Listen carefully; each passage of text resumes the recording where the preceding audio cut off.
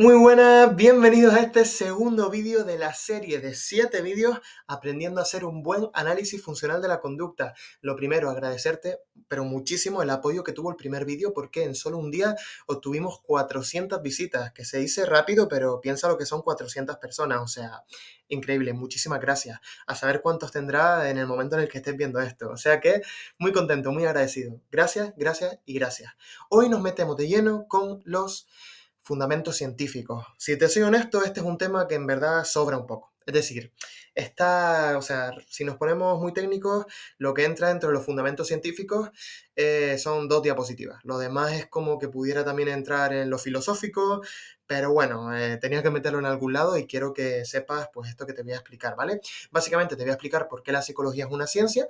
Dentro del análisis funcional, por qué decimos que el análisis funcional en sí no es una ciencia en sí mismo, ¿vale? Aunque esté desarrollada a partir de esta, y algunas cosas que, bueno, creo que son importantes entender sobre la causa de la conducta, cuál es la causa de nuestro comportamiento y algunos otros aspectos, ¿vale? Pero que es verdad que me podéis decir, oye, esto no lo hubiera metido aquí, pues también puede ser. Este digamos que es el tema como todo lo que sobra, pues va aquí metido, ¿vale? Aunque tampoco es tan exagerado, pero tú me entiendes.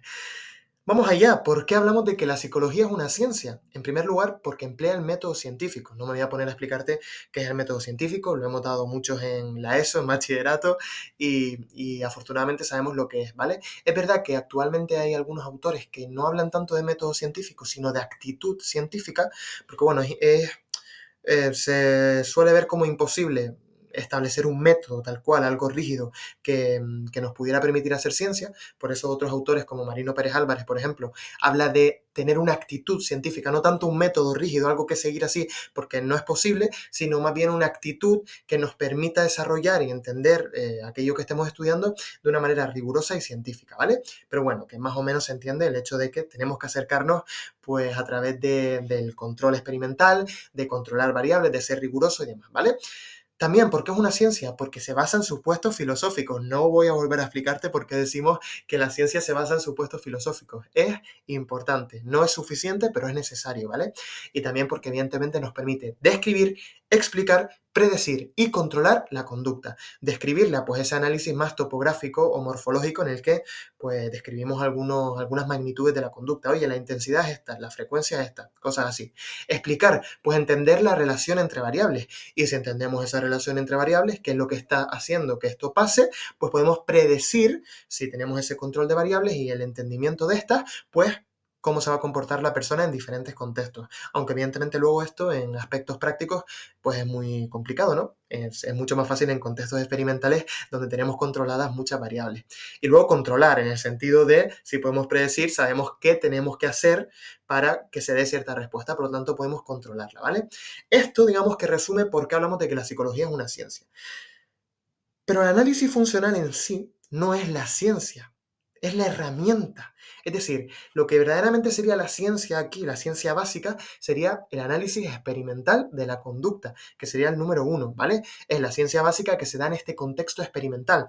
Básicamente, pues si tú te vas a la idea básica que se nos viene aquí, pues en el laboratorio, con las ratitas, controlando las variables que damos, que quitamos y demás, ¿vale? Es un contexto que nos permite controlar todo, tener en cuenta y aislar las variables extrañas y estar seguros de que la variable independiente es la que está produciendo el efecto en esa variable dependiente a través de la manipulación de la variable independiente, ¿vale? Entonces, en estos contextos son donde podemos controlar muchas variables y asegurarnos de que lo que estamos haciendo es verdaderamente científico. Entonces, esa es la verdadera ciencia, la ciencia básica, el análisis experimental de la conducta, ¿vale? ¿Qué es de dónde deriva el análisis funcional de la conducta? Que no es la ciencia, es la herramienta, la tecnología que deriva de esos estudios científicos. Digamos que en el análisis experimental de la conducta, en estos contextos experimentales, pues nos hemos dado cuenta de que si administramos un reforzador, pues aumenta la probabilidad de que la respuesta operante se dé, que si asociamos un estímulo neutro a un estímulo incondicionado, el estímulo neutro ahora se convierte en condicionado y es capaz de producir la respuesta que producía el incondicionado. Es decir, donde descubrimos las leyes del aprendizaje.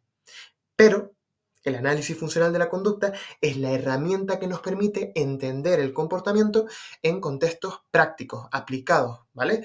Lo más común es verlo en el contexto clínico, donde nos viene un consultante, nosotros empezamos a preguntar y a entender por qué se comporta como se comporta, pero que también se puede aplicar a otros contextos como el laboral, de deporte y cualquier otro que se te ocurra, ¿vale? No nos seremos tan solo a lo clínico, aunque desde mi punto de vista es lo mejor porque a mí me encanta, pero evidentemente cada uno tiene sus gustos y el análisis funcional, si algo bueno tiene, es que se puede aplicar para todo aquello que esté, donde está implicado pues, un comportamiento de un organismo vivo, ¿vale? Entonces, el análisis funcional no es la ciencia, es la herramienta o la tecnología desarrollada a partir de la ciencia básica, que es el análisis experimental de la conducta. Pero ¿cuál es la causa de la conducta? Es decir, si vamos a explicar científicamente por qué nos comportamos como nos comportamos, en teoría estamos yendo a buscar la causa, ¿no? Cuidadito con esto, porque si lo pensamos bien, no existe una causa única de la conducta. Esto no significa que nuestro comportamiento se deba a muchas cosas así al azar, como un día se debe a esto, otro día se debe a esto. A ver, depende del comportamiento, pues va a tener una serie de explicaciones diferentes, pero no nos estamos refiriendo a que el comportamiento no se puede explicar, que es azaroso, que depende de vete tú a saber qué. No, no.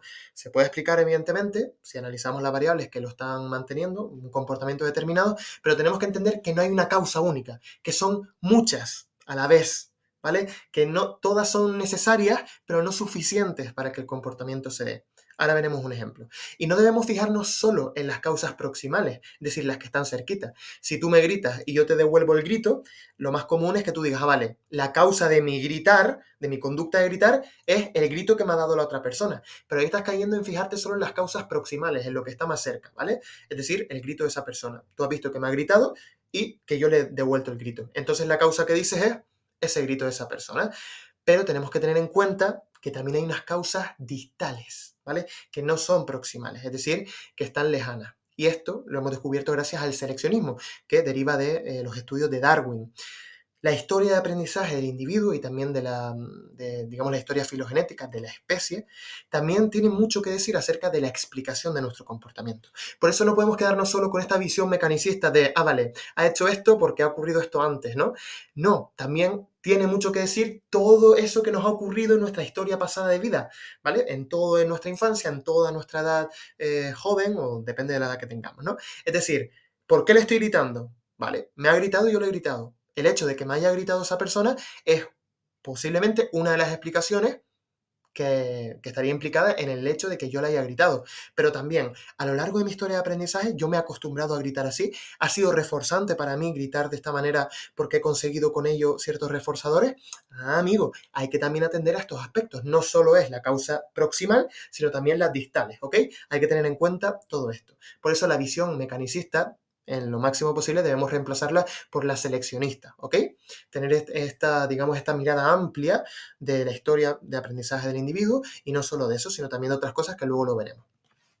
Yo aquí te voy a poner un ejemplo maravilloso que me lo puso Santiago Benjumea en el máster del SABEC, en análisis funcional del comportamiento, que lo voy a copiar tal cual, evidentemente citando la fuente y tal, pero me parece un ejemplo tan maravilloso que no quiero que te pierdas. Imagínate que tenemos un puente y que justo pasa un camión por encima y el puente se rompa. Por cierto, ahora estoy pensando que a lo mejor no me recuerdo bien si este fue el ejemplo que me puso Santiago tal cual, pero bueno, era algo de esto, ¿vale? Capaz lo he tergiversado un poco, pero la esencia es la misma. Imagínate que hay un puente y de repente pasa un camión y el puente justo se rompe. ¿Cuál es la causa de que el puente se rompa? Primero, no hay una causa como tal, en singular. Son muchas, hay muchas variables que están implicadas en esa explicación. Pero por sentido común pudiéramos decir, la causa de que el puente se rompa es el camión. Ha pasado el camión y ha sido el camión el que ha hecho que el puente se rompa. Pero ahí estaríamos cayendo en esas explicaciones proximales, donde solo estamos teniendo en cuenta lo que ha pasado antes, cerquita en el tiempo, de lo que, en este caso, de la rotura del puente, ¿no? Entonces diríamos, la causa es el camión. Claro, pero no estamos teniendo en cuenta otros aspectos. El número de transportes que han pasado por ese camión, que lo han ido desgastando, por ejemplo, todas las condiciones meteorológicas que a lo largo de la historia de vida de ese camión han hecho que el material se deteriore y también el propio material con el que está construido el puente.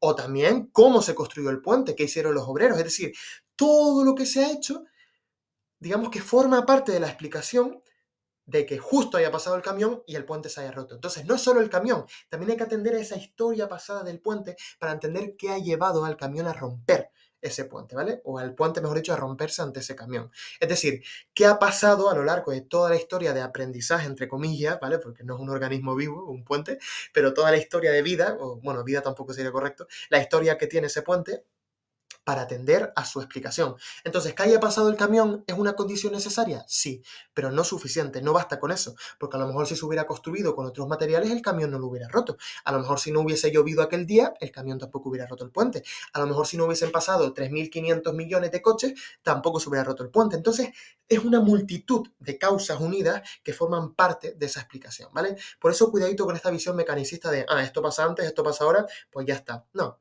tenemos que tener esta visión más amplia, ¿vale? Vamos a poner un ejemplo más práctico. Imagínate que un niño está en clase y se aburre y por lo tanto se pone a gritar y a molestar a los compañeros. ¿Cuál es la causa de que el niño se aburra? Perdón, de que el niño molesta a sus compañeros. Que se aburre, que tiene unos compañeros que le están molestando, que tiene un diagnóstico de TDAH, por ejemplo, que tiene un cerebro diferente, que tiene un gen que hace que se enfade más o que se aburra más o que grite más. Realmente puede ser todo y nada a la vez, dependerá del caso, evidentemente, ¿no? Lo único que pudiera fallar aquí es la etiqueta. La etiqueta, recuerden que nunca explica en sí mismo, nos puede ser útil para describir comportamientos, pero no explica por sí una etiqueta. Lo que hace es describir, ¿vale? Evidentemente describe una realidad, no es que la persona se esté inventando el diagnóstico que tiene, es decir, probablemente esos comportamientos se están dando, pero la etiqueta es un nombre que le damos. Pero bueno, que no me quiero meter aquí. A lo que me refiero es que la explicación no solo está en una cosa, la causa no es causa única, sino que está en muchas variables. Lo que tendremos que analizar ahí son muchos aspectos. Puede tener un cerebro diferente por cuestiones genéticas, pudiera pasar. Unos genes diferentes por aspectos hereditarios, pudiera pasar.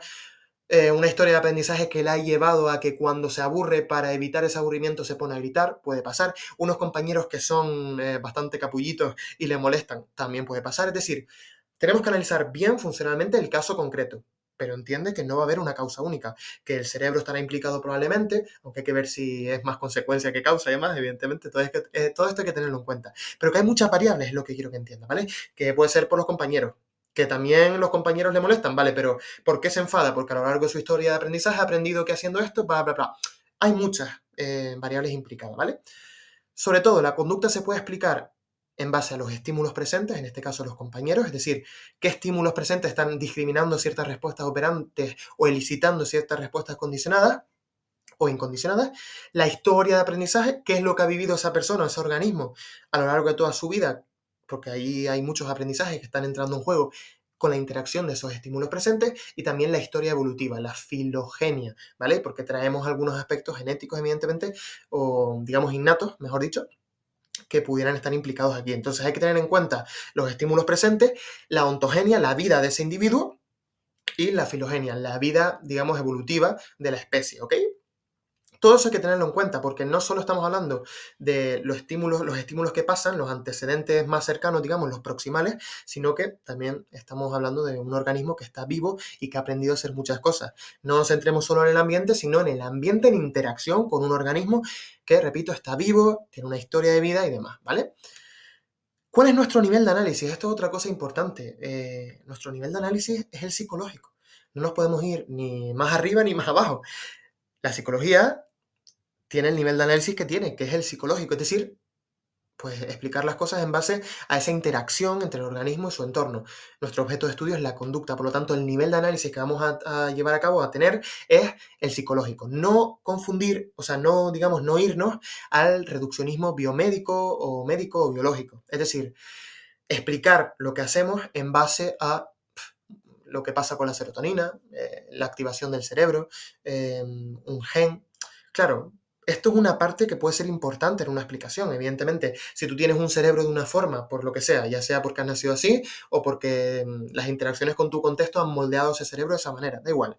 Que tú tengas el cerebro de una manera, que tengas ciertos genes, que tengas ciertos niveles de serotonina, lo que fuera, evidentemente son variables que están implicadas en la explicación, pero no son las únicas. Explicar solo desde ahí sería un error, porque estaríamos cayendo en ese reduccionismo biomédico. No estaríamos explicando nada realmente. Simplemente estaríamos hablando de variables que están implicadas, pero que por sí solas no son el agente explicativo de lo que nos ocurre, que son esas variables en interacción con otras tantas variables vamos, que es todo mucho más complejo. Por lo tanto, recuerden, no solo nos centremos en esas variables genéticas, biológicas, más, digamos, orgánicas, sino esas variables las tenemos en cuenta, por supuesto, pero en interacción con un contexto, ¿vale? Y con un organismo que también tiene una historia de aprendizaje. Es decir, no caigamos en ese reduccionismo biomédico de explicar, entre comillas, las cosas desde el punto de vista orgánico o, digamos, de aspectos genéticos o biológicos, ¿vale? Entendamos que el comportamiento es mucho más complejo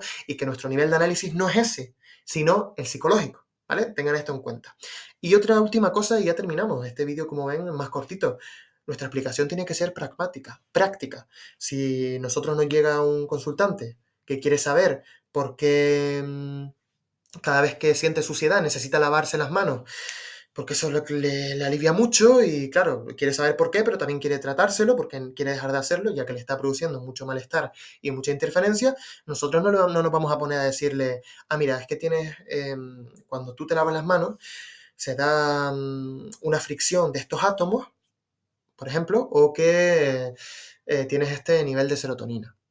¿Qué sentido de explicación tiene este?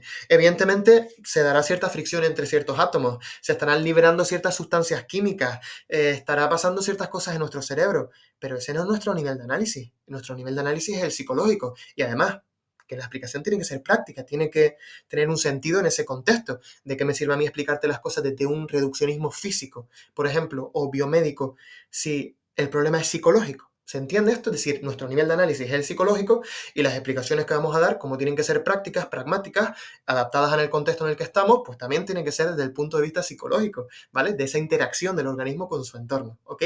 Entonces no caigamos en estos reduccionismos físicos, biomédicos o lo que fuera, o químicos también, depende de hacia dónde nos vayamos, porque no nos corresponden. Bueno, depende de la persona, algunos pensarán que sí, pero los conductistas defendemos que no, ¿vale? Y eso sería todo realmente. Nuestro nivel de análisis sería el psicológico y la explicación tiene que ser pragmática, práctica, adaptada al contexto en el que estamos, que evidentemente es un contexto psicológico donde las explicaciones deben ser psicológicas, ¿vale? Eso sería todo. Aquí os dejo la referencia del máster del SABEC en análisis funcional del comportamiento, de donde he sacado este ejemplo de Santi Benjumea, que ahora mismo no recuerdo si lo dijo así tal cual o si yo añadí alguna cosilla, pero más o menos la esencia es esta. Esta es la recomendación, el propio máster de la Sociedad para el Avance del Estudio Científico de la Conducta del Comportamiento. Increíble, esta sociedad a mí me flipa. De hecho, yo estoy abonado, pago 2 euros al año, creo que tampoco es tanto, pero todo sea por ayudar.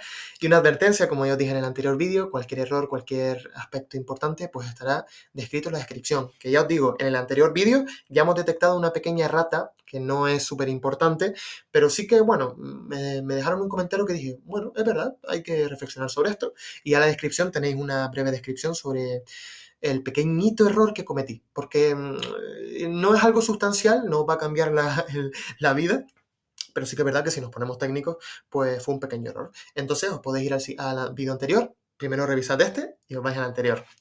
Gracias. Y lo de siempre, cualquier duda, ahí tenéis mis redes sociales y mi correo electrónico.